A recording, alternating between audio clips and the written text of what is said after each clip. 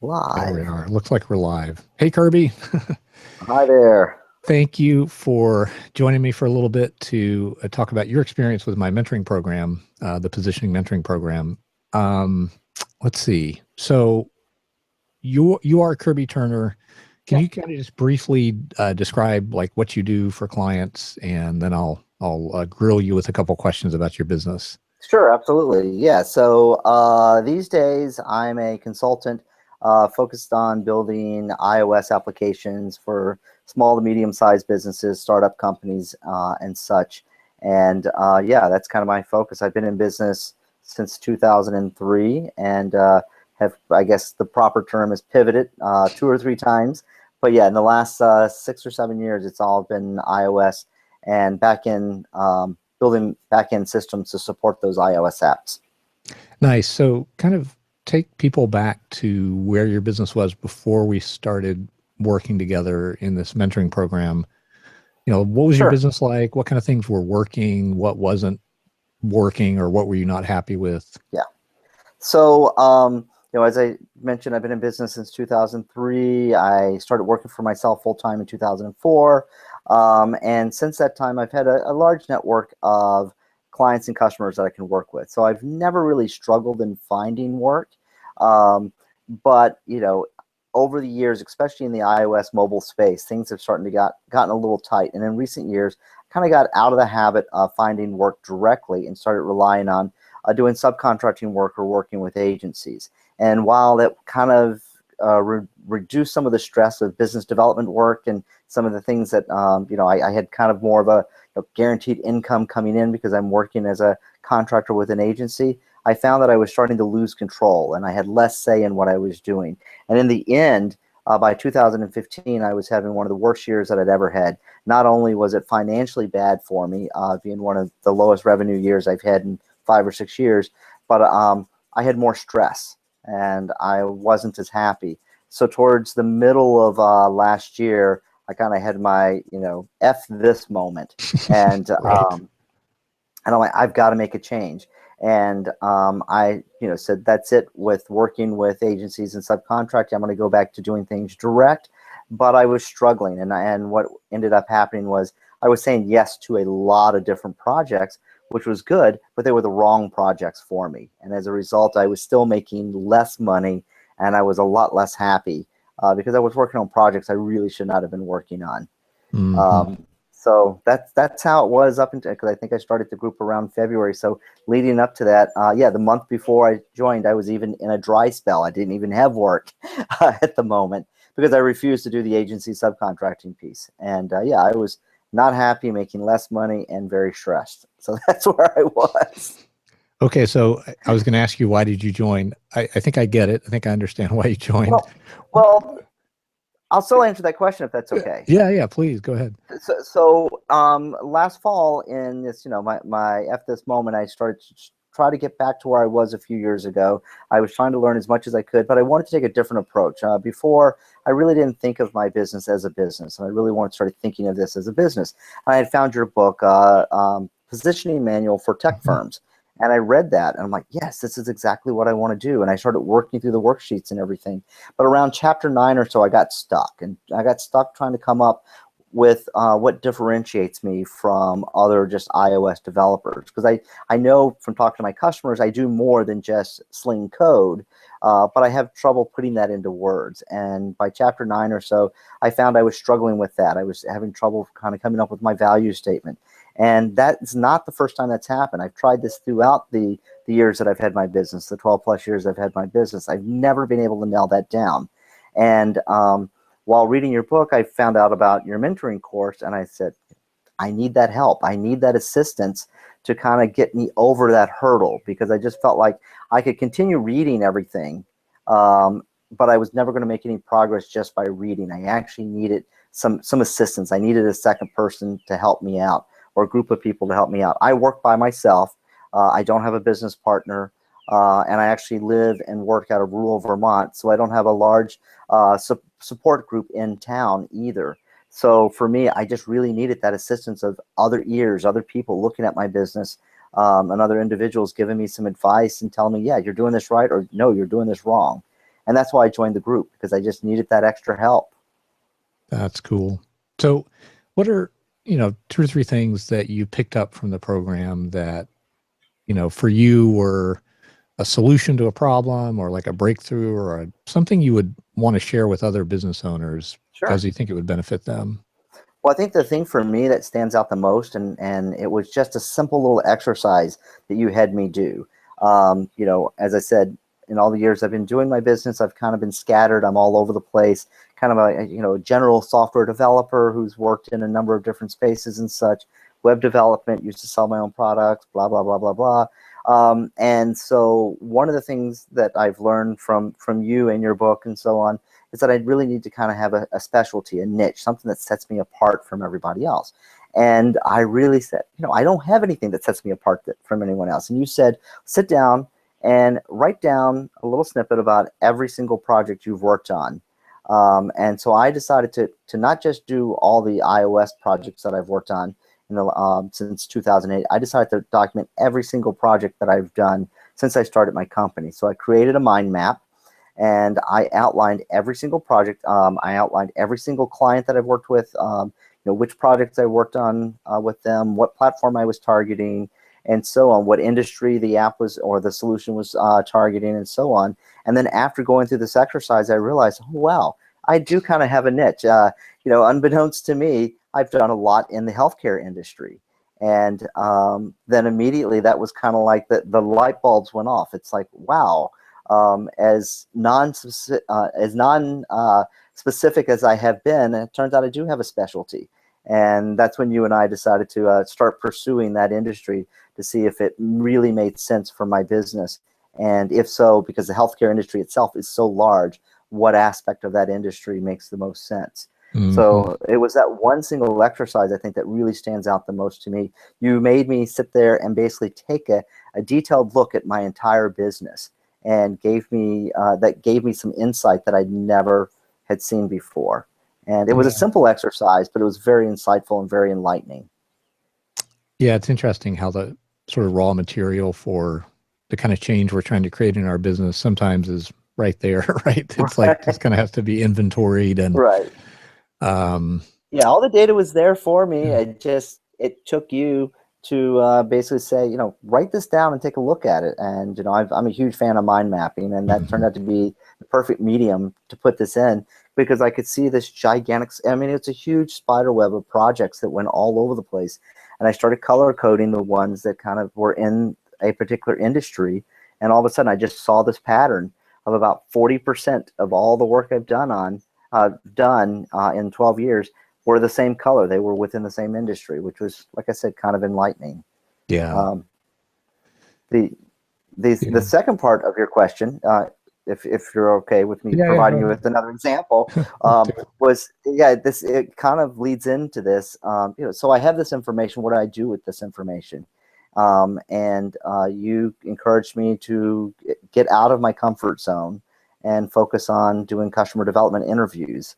And I read the book, Lean Customer Development, and I had heard of the book before, and even as I started reading it, it's like, I really don't want to do this.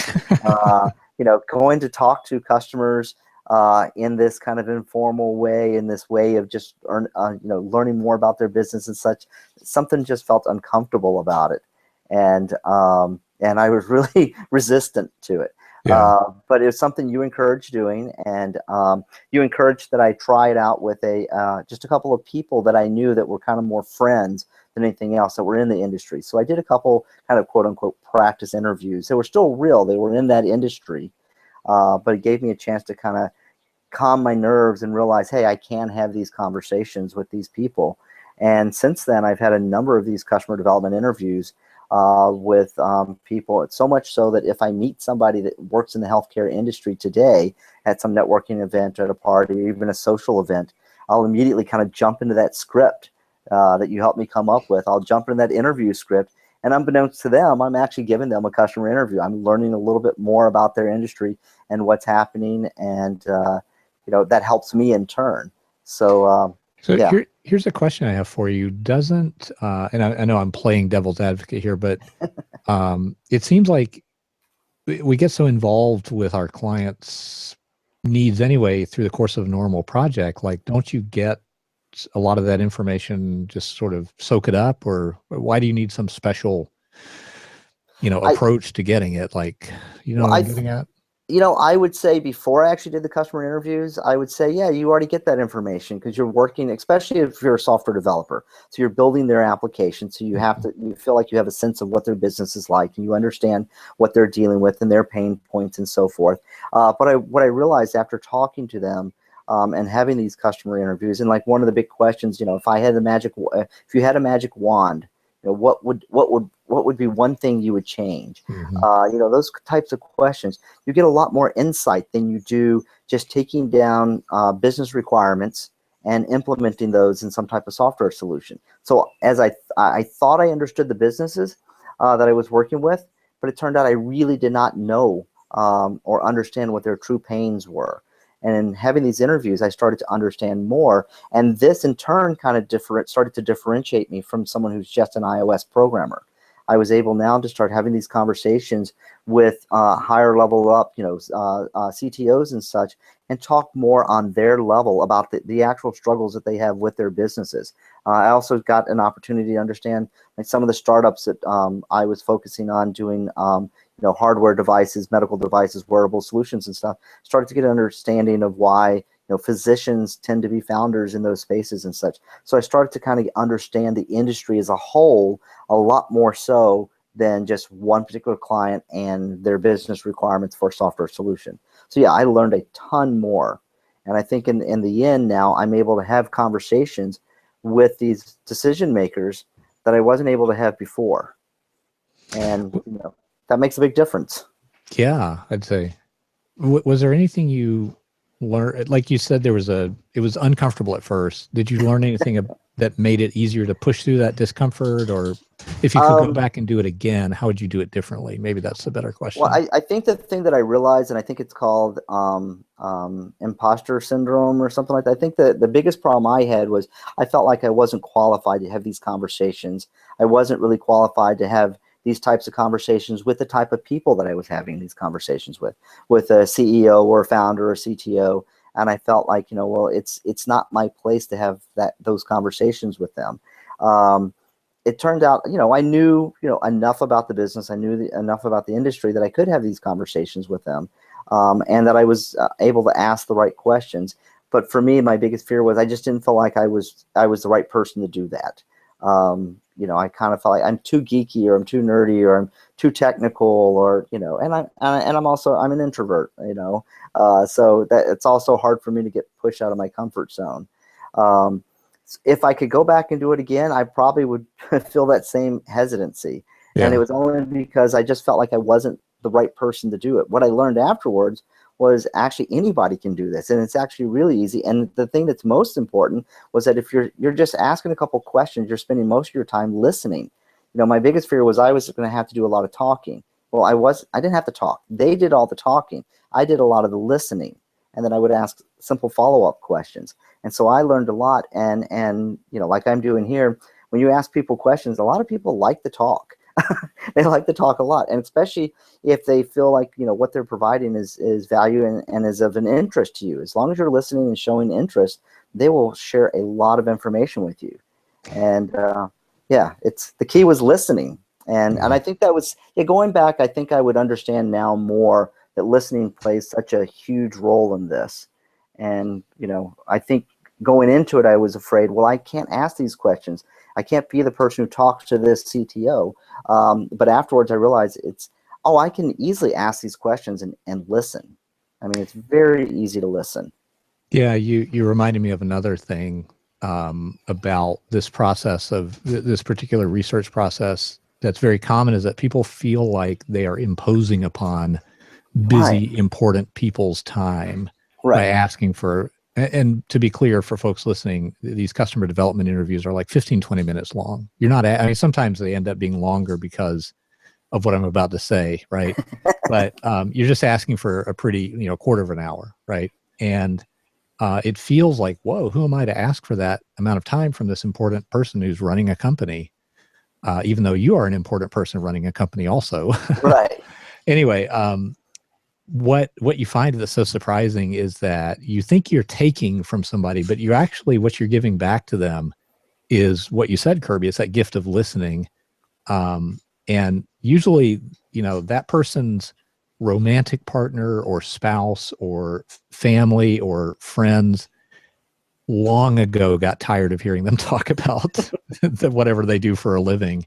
And you're sort of like honoring them by being an attentive, inquisitive listener. Oh, sure. And that sounds like that's also what you found as well. Oh, yeah. Yeah, absolutely. Absolutely. So, okay, well, I don't want to take a ton of your time. Just two more questions. What kind of business owner would you recommend this mentoring program for? And then the flip side, who is it really not right for, in your opinion? Right. Well, I would say it's right for pretty much any business owner who's looking to really grow their business, take their business to the next level, learn who they really want to work with, the types of customers or clients they want to work with, and how to connect with those customers and those clients. So I can't imagine, any business owner not wanting to do that sort of stuff, but I know that there are some out there. And so the counter to what you were saying, who would this not be good for? I work for myself, and I'm not building an agency. I don't intend to hire anybody. I went down that path years ago. I'm staying solo, just me. And that means I sometimes get thrown in the mix of, say, freelancers, quote unquote freelancers, the dreaded F word. I do not consider myself a freelancer, but I kind of get thrown in that group sometimes. I do think that while there are some freelancers who take the approach of freelancing as a business, and this course might, this group or program might be really good for them. I know a lot of freelancers view it as a temporary means to finding that ultimate job.